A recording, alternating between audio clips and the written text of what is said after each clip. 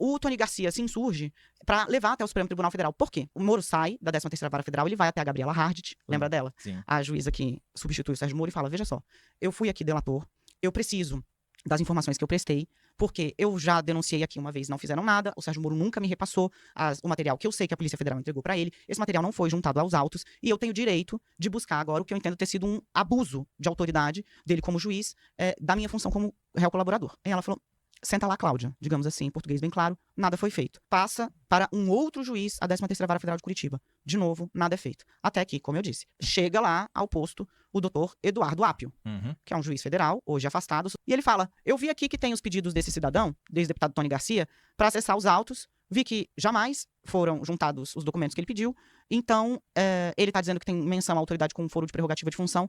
Atenção, Supremo Tribunal Federal, eu estou mandando essa bucha para você analisar o que tem aqui.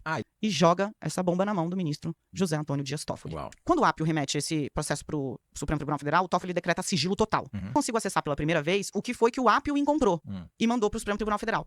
Por que ele manda? Porque há registros, relatórios sintéticos desse agente da Polícia Federal que ficava lá, dentro do escritório, infiltrado, nos quais ele diz, 15 de fevereiro, Toledo conversou com fulana de tal. Só. 16. Não tem transcrição, não tem íntegra, não tem nada disso. Mas era a primeira prova de que existiu uma gravação acompanhada pela Polícia Federal, cientificada ao juiz e ao Ministério Público Federal naquela ocasião. Cientificado no sentido que deu ciência. Quando a gente acessa quando eu acesso os primeiros registros, eu tenho acesso ao acordo de delação premiada do Tony Garcia, que é essa bizarrice que a gente já falou um pouco aqui, com a descrição, e ao próprio Moro, quem assina isso é importante, porque o Moro está lá durante a elaboração, em pessoa física, durante a elaboração desse acordo. Então, as descrições ali são alvo de interesse direto, né? O que ele está pedindo ali são alvo de interesse direto dele enquanto juiz. Moro até então dizia que não havia determinado ou gravado nenhuma autoridade com foro de prerrogativa de função. Ele negava. Peremptoriamente. E que as alegações que chegaram ao Supremo eram fruto de, abro aspas, fantasias de um criminoso condenado,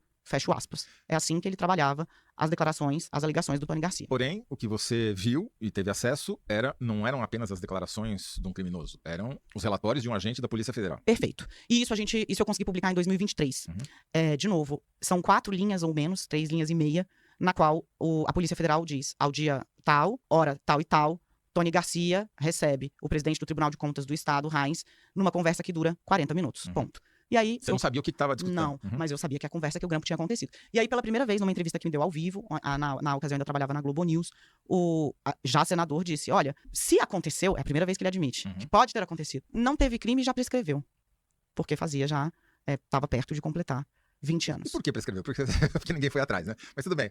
E daí? Como é que evolui? Quando você agora você descobriu a íntegra, ou seja, o conteúdo dessa conversa. Por quê? Porque depois o Apio é retirado da 13ª Vara, de uma situação também vexatória, né? Só que, quando ele sai, o ministro Dias Toffoli faz requisições. Porque ele recebeu pedaços do processo, que foi o que o juiz, então, o Apio encontrou e mandou. E aí ele fala, essa gravação aqui, cadê? Manda pra cá. Esse é outro que diz que tá em vídeo aqui, cadê? Manda pra cá. E a 13ª Vara Federal de Curitiba não manda. Não manda? Não, mesmo agora. Como a partir pode? de 2023.